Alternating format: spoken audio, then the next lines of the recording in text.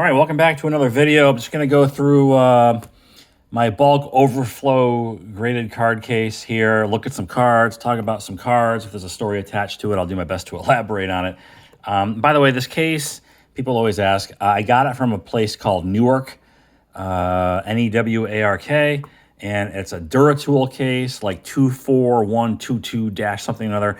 Anyway, it's probably the best value in graded card storage. You can fit 325 PSA slabs in here, or maybe more. And with shipping, this case is like 70 bucks. So it really can't be beat. And I did make a video about this on my channel a couple years ago and go into detail about it. So anyway, FYI, if you like the case, it's a Duratool case, and it's pretty cheap. So starting off here, looks like I got a Derek Jeter rookie. PSA 10, and I'm trying to think now. I did buy it before, I don't know, that whatever the pandemic period. I bought it maybe leading up to the pandemic period, and I think it was around a $300 card at the time. So this is going to be around 2018-ish, 2019. Just as base rookie. I didn't go for the gold. I don't know why. I had an opportunity to buy his gold version in the 10, but I passed on it. And then Silver Jackify ended up picking it up instead, which is fine. But yeah, the base Jeter flagship tops, part of my Jeter rookie collection. And let's. So we have another Yankee Mickey Mantle. All right, so what's interesting about this card is pretty sure it's there's so many 52 Topps Mantle reprint cards out there. They've been released over the years. I think this is the very first authorized licensed reprint card from the they reprinted the whole set in '83 for like the 30th anniversary of the set, the 52 Topps set. And so this is how you can get the card. You have to get it in the set. And most of them are off-center. Now, I forget where I read it, but not too long ago, I read a story or saw somewhere where a lot of these cards, and maybe it was on Blowout, but a lot of these cards on eBay in like PSA 9 or higher grades are most likely reprints of reprints, because I guess they get by the grading companies as far as the authenticity is concerned, and they get slabbed as legit. And most of these are going to be off-centered. Like mine's off-centered, and it's an 8. And I bought this card because I honestly thought I would never own his, a real copy of the 52 Topps. And if you follow my channel, years later, I actually ended up getting one. It's an ugly one, but it's a real one nonetheless. But this was going to be my placeholder to go with the rest of his Topps basic set. But now it's just more of an afterthought because, I do have his regular card. But this is not inexpensive, even as a reprint. I paid like 80 bucks, that I do remember. And this is going back, might be about 10 years ago now. But I think they go for a few $100s now. And they're also the more traditional card size. They shrunk them down to the conventional 2.5, 3.5 inch, not the oversized dimensions like the regular 52 Topps are. So anyway, Mantle reprint, and again, watch out for the reprints of the reprints. Let's see, what else can we look at here? Let me another Yankee, go figure. 65 Topps Roger Maris. I bought this card just because I liked the way this card looked, and I believe this is his last card in a Yankees uniform.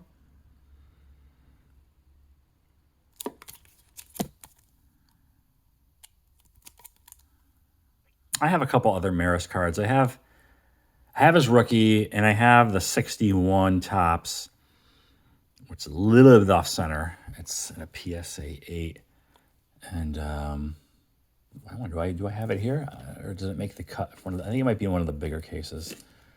Let me see if I have it here. I'll show it. Why not? I do not have it here. Nope, I don't have it. So anyway, I do have his 61, and I also, there's a lot of cards I think about that I want to get, and they come and go in phases and spurts, but the 62 Topps card number 1 I wouldn't mind owning. Tough card. in high grade. Combination of it being the wood grain borders, which chip easily, and the fact that it's number 1 in the set. And those cards tend to be the most damaged from back in the day, being stored on top in stacks with a rubber band wrapped around the whole deck. So yeah, it's one of many cards on my want list. Will I ever get it? Who knows? Let's go over to the modern side a little bit here. And oh my goodness, what do I have here? I have Luis Severino. I'm pretty sure this is an unnumbered refractor. This is a cheap card. He just came off the disabled list. It'd be nice if the Yankees could stay healthy. They're never healthy. And I realize this is what, the 4th Yankee card I pulled. I wish I could pull a little more variety here. But again, these are totally at random. This was cheap, $40 maybe. And it probably is not even worth that anymore. Being that it's not numbered, so it's probably pretty high quantity out there. Got here the 87 Donruss Barry Bonds rookie. Oh, I don't know what this goes for now. A lot less than it did a couple years ago, that's for sure.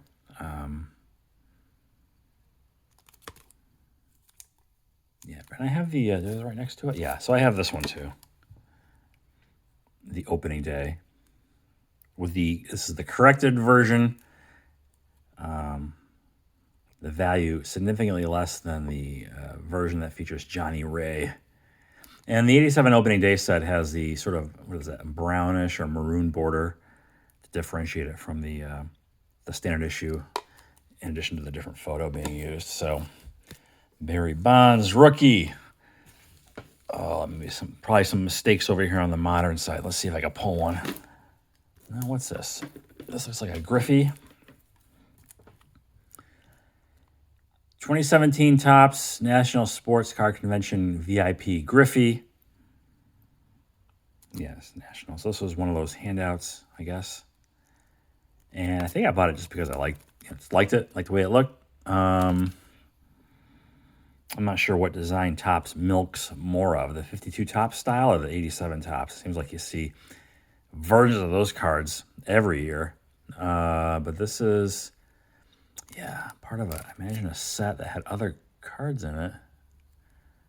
I did not go to the National that year. In fact, I've only been to one. I went last year. I'm not going this year. I'm actually going to be in Chicago 2 weeks prior to the National, but I'm not going back to Chicago. So I'm going to miss out. I'll wait for the next one that I could drive to. Rather deal with that than having to fly and all the bullshit that goes along with that. Okay, let's go vintage side. What we got here? We got a Nolan Ryan card. 76. Part of my Nolan Ryan run. And when I was building this run, I remember thinking, okay, how far do I want to go with 8 before I transition to 8.5s and 9s? And I believe I stuck with 8 up to and through 78. And then with 79, I went to a 9 because I think 8.5s and 9s for like specifically the 77 and 78 were really expensive.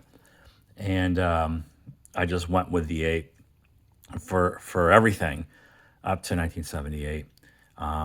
So what did I do? I did 60, his rookie and second year I have in a 7.5. And then from 70 to 78, I think those are all 8s. And then 9s starting in 79. And then when I wanted to transition to PSA 10, I did that starting in 83.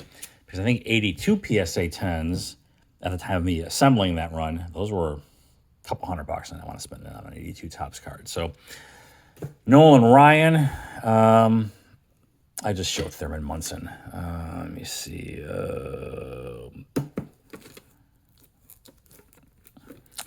Looks like another Griffey. There's no Ma. Topps Gold. And what did I do with Griffey? I bought a lot of his early 90s cards. And I did target the Topps Gold. And I got the Topps Gold non-winner version because those are a little more rare than the winner version. And you'll see that noted on the slab if it's the winner, which I think are much higher quantity. And so there's 92 Topps Gold, and it's the regular version. I also did the same thing with, did I do it with Nolan Ryan? I did it with Nolan Ryan, right? Because in 91 was the last Tiffany card. So then with 92, it started the gold card. That was the better of the, that was the upgrade to the base card if you wanted a little something, a little more, I guess, robust. You went with the gold or the Tiffany during the junk wax era. All right, where are we at? I guess I'll go vintage again. And we have here Dale Murphy rookie card. Future Hall of Famer, don't know. There's a lot of debate about that, but big card. This was a big card in the 80s. Because that's when he was in his prime and really tearing it up. And so, you know, he has 2 rookie cards. I mean, I don't know if that 78 is considered a rookie card, but it says rookie card. But the 77 will be the one to get. And I got in an 8.5 grade, and I paid $99. Like around about $100 for this several years ago. Nicely centered. So yeah, I was really happy to pick that one up. Dale Murphy rookie. Let's see, probably got some mistakes over here. This is so we start from, I think the earliest card I have is a 34 something or other. So, and this is the most recent card in the back. Let me pick something from right here. And we have a Pete Alonso purple refractor. I might have bought this at the wrong time. Oh, jeez. I paid like $250 for this card. I don't think it's worth $250 right now. But I wanted to have a nice rookie card of Pete Alonso. And, you know, I went with the numbered refractor and the purple being numbered to 250. I'm pretty sure the 250. Yeah, 250. I thought it was a good balance of, well, I mean, dare I say scarcity, because, I mean, I don't know how scarce are these really. There's so many iterations, so many numbered parallels. But this one, this number to 250 and being a 10, I mean, sure, it probably has a high pop count. But anyway, Pete Alonso, he's doing pretty good things over there. Queens, doesn't have a very high average right now, but hitting a ton of home runs. Okay, let's do right here. Another Yankee, Derek Jeter. Pack pulled. I bought a hobby box of 93 Bowman. Definitely at least 10 years ago, because I remember opening the box at my other house before I moved here. And self-submitted 2017, 2018, and I got the 9. Later, I went ahead and I bought the 10. And I probably overpaid for the 10. I did not buy it during the pandemic. I bought it prior to, maybe like 2019 timeframe. And I remember paying $500 for the 10, this Bowman Jeter rookie. I don't think it's worth $500 today. I haven't checked in a little while, but I think it's less than that. So card went crazy like a lot of them did. And it came back down to earth like everything did for the most part, at least in the modern space. Derek Jeter rookie. And let's look at the back here. Lou Whitaker. Not much I can really say about this. I think it was just one of the cards I picked up because I had a thing where I was trying to acquire all the key rookie cards of the 70s. And I made a couple of videos to that end a few years ago. And this obviously is a key card, being Lou Whitaker. I think I'm missing one. I don't have a Robin Yount rookie card that's graded or otherwise. So that is the one card. It's probably a glaring omission from my 70s key cards collection. And yeah, I never got around to getting a Yount. Maybe I just didn't like the look of it, you know, that brown and orange color aesthetic. And anyway, but maybe someday, but certainly not high on my priority list. Stick with vintage. Got a Gary Carter rookie here, another multiplayer rookie card, which generally aren't very popular. This is still a cool card. I don't think it was very expensive either.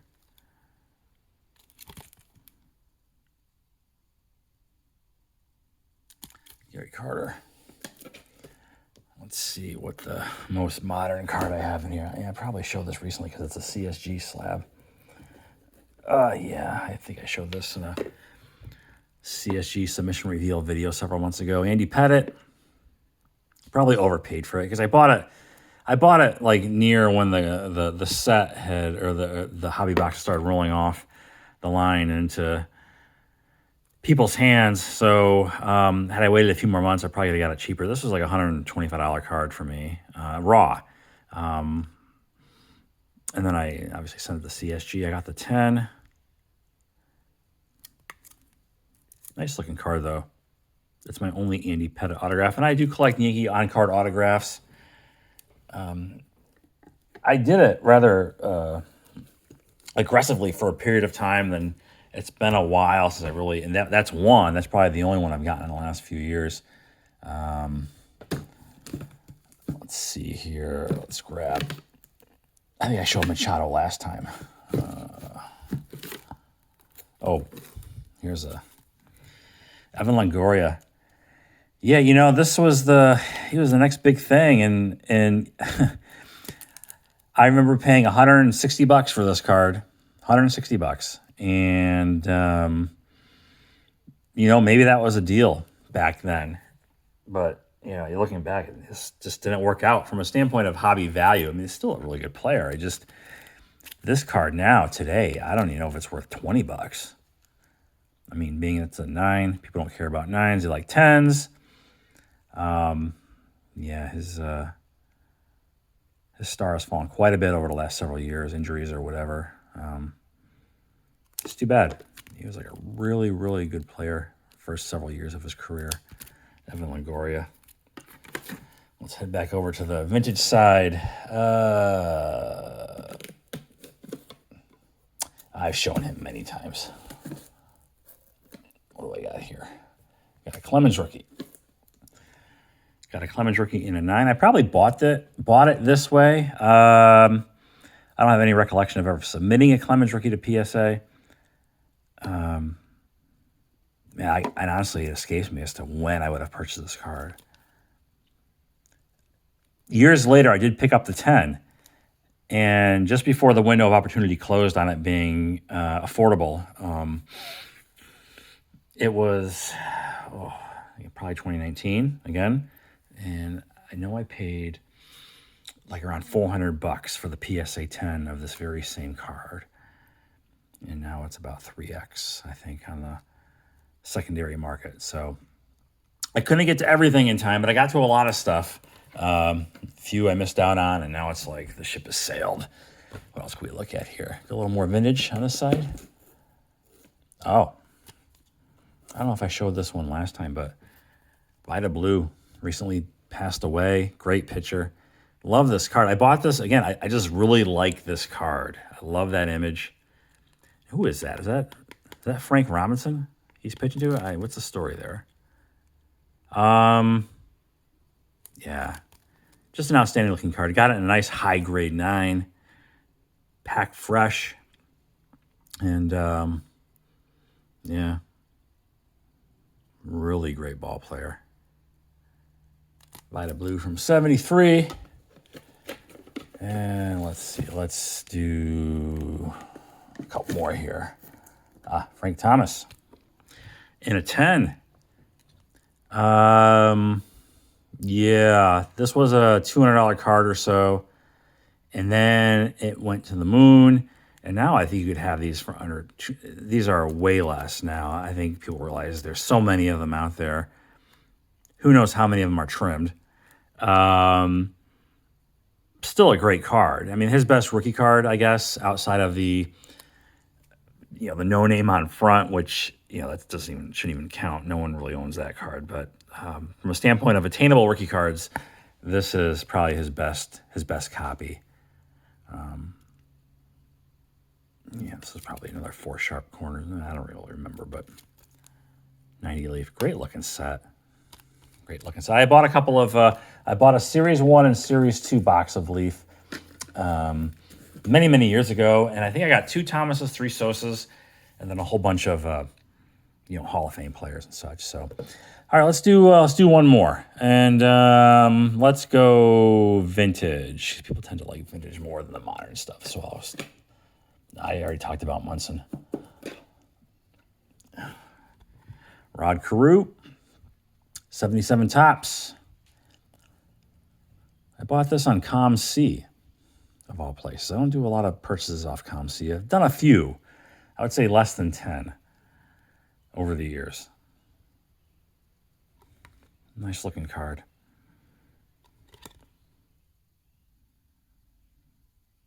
Yeah, just liked it. Liked the card, bought it. That's how it goes. Let's keep going here. I'll do this.